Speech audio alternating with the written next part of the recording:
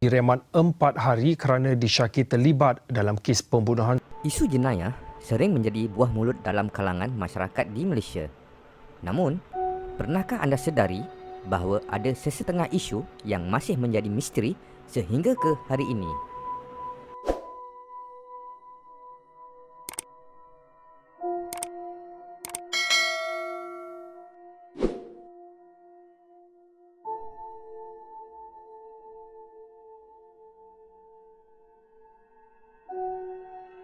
Jane Pereira Sinapa merupakan bekas ratu cantik di mana suaminya meninggal dunia dalam satu kemalangan jalan raya.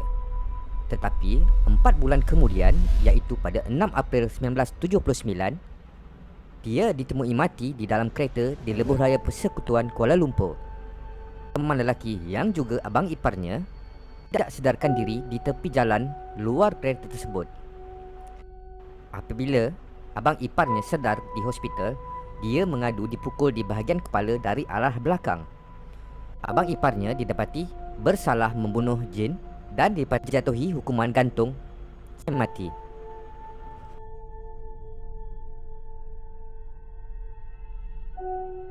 Beberapa tahun lalu, berita tentang kehilangan kanak-kanak menjadi berita utama di media tempatan. Bagaimanapun, kisah kematian Syarlini Muhammad Nashar lama dimainkan di media sebelum ia menjadi suram. 9 Januari 2008, Syarlini 5 tahun bermain di taman permainan di kawasan rumahnya di Taman Medan, Petaling Jaya bersama dengan kakaknya sebelum dia didapati hilang. Masyarakat mula memandang serius laporan tersebut apabila wujud watak lelaki kucing setelah suspek dikatakan meminta mangsa mencari kucingnya yang hilang. Kehilangan Syarlini terus menjadi isu hangat dalam media tempatan apabila kes itu timbul ketika kes kehilangan Nurin Jazlin masih lagi panas. Polis yang meneruskan siasatan dilihat semakin dingin dan kehilangannya masih tidak lagi diketahui sehingga ke hari ini.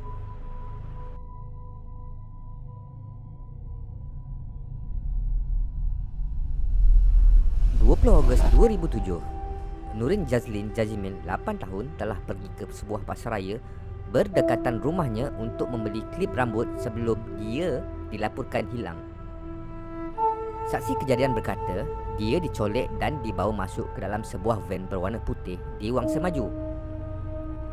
Sebulan selepas itu, seorang kanak-kanak dijumpai mati dalam keadaan berbogel di dalam sebuah beg Petaling Jaya. Kamera litar tertutup CCTV telah memberi sedikit sebanyak maklumat berkenaan suspek yang membuang beg tersebut. Keluarga Nurin gagal untuk membuat pengecaman mayat akibat kecederaan teruk yang dialami mangsa. Namun, ujian DNA mengesahkan mayat tersebut adalah mayat Nurin Jazlin.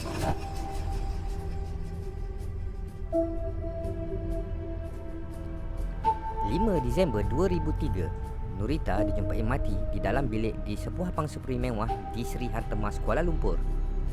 Mangsa dijumpai dalam keadaan berbogel dan tangannya diikat menggunakan baju dalam dan beberapa wayar. Tiada sebarang tanda dia dicederakan kecuali kesan cekik di lehernya dan beberapa cebisan baju di dalam mulutnya. Seorang jurutera, Hanif Basri, kemudiannya ditahan dan dituduh membunuh mangsa. Hanif dipercayai orang terakhir yang berjumpa Nurita pada malam tersebut dan pihak pendakwaan cuba membuktikan dia adalah orang terakhir menjumpai mangsa ketika mangsa masih hidup. Namun, semasa perbicaraan berlangsung, dipercayai ada orang lain telah melawat Nurita selepas Hanif. Pertuduhan terhadap Hanif dilihat terlalu lemah.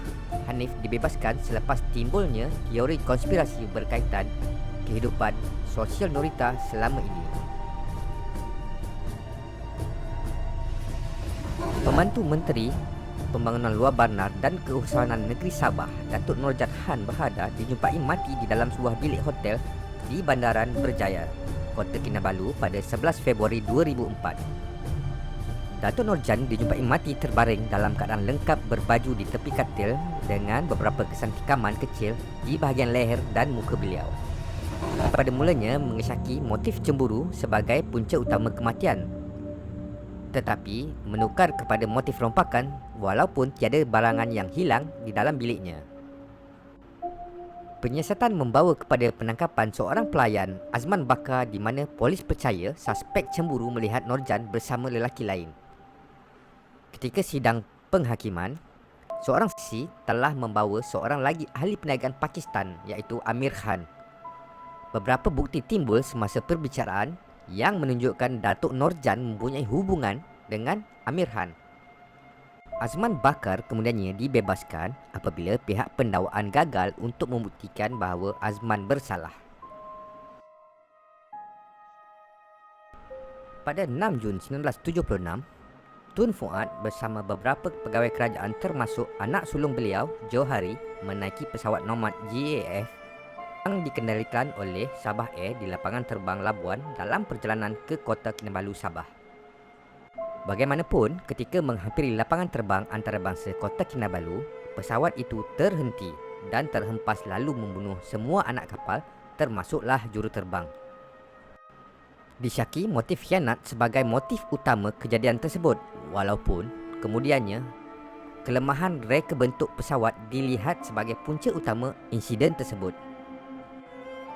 Kematian Tun Fuad selepas 44 hari. Kedua, beliau sebagai Ketua Menteri Sabah. Keadaan politik yang mengiringi kematiannya begitu ironis kerana ia mempunyai kaitan dengan isu minyak dan gas di Sabah. Pembunuhan Al-Tan Tuya ialah kes pembunuhan berprofil tinggi yang berlaku di Malaysia. Dalam kes ini, seorang rakyat Mongolia, Al-Tan Tuya Sharibu, dibunuh secara kejam di kawasan berdekatan Shah Alam, Selangor. 6 orang ditahan dan disiasat berhubung dengan kejadian ini.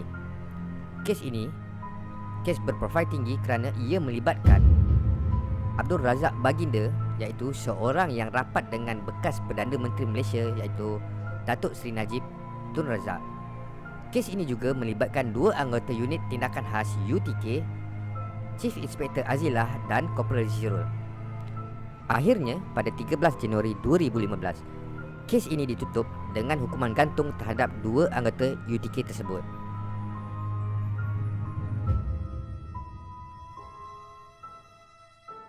Pada 22 Julai 1993, polis menemui mayat Adun Batu Talam Mazlan Idris yang dicincang. Bekas penyanyi yang kemudian bertukar menjadi bomoh, Mona Fendi, ditahan bersama suami dan pembantu beliau. Ketiga-tiga mereka didapati bersalah dan dihukum gantung sampai mati. Hukuman mati tetap dilaksanakan walaupun terdapat rayuk. Mayatnya telah dicincang beberapa bahagian selepas berlangsungnya satu upacara gaib dipercayai bertujuan untuk membawa lebih banyak wang untuknya. Mayat Mazlan kemudian ditanam di stor berhampiran rumahnya di Pahang. Apa yang dianggap sebagai belum selesai ialah ketika kekejaman itu dibawa ke muka pengadilan, sepanjang perbicaraan Mona sentiasa berkata, "Aku takkan mati," dan kekal tenang dengan senyuman di bibirnya.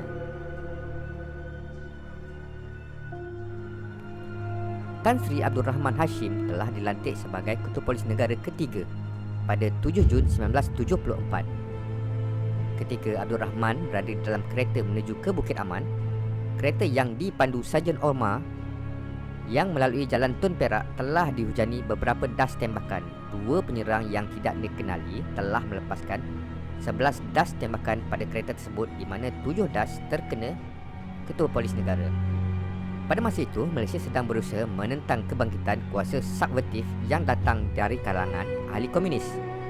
Dipercayai bahawa pemimpin Parti Komunis Melaya iaitu Chin Peng yang mengeluarkan arahan bunuh terhadap KPN. Bagaimanapun, ia tidak berjaya dibuktikan di mahkamah. Genap 6 tahun, pesawat Malaysia Airlines penerbangan MH370 hilang dari imbasan radar semasa dalam perjalanan dari Kuala Lumpur ke Beijing, China. Walaupun masa berlalu, dunia masih buntu tentang apa sebenarnya yang berlaku terhadap pesawat itu.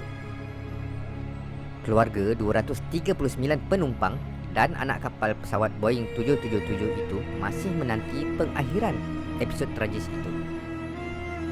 Malah, penemuan beberapa serpihan daripada sayap pesawat di Lautan Hindi berhampiran perairan pantai barat daya Afrika menimbulkan lebih banyak persoalan mengenai bagaimana pesawat berkenaan boleh menyimpang jauh dari laluan asalnya.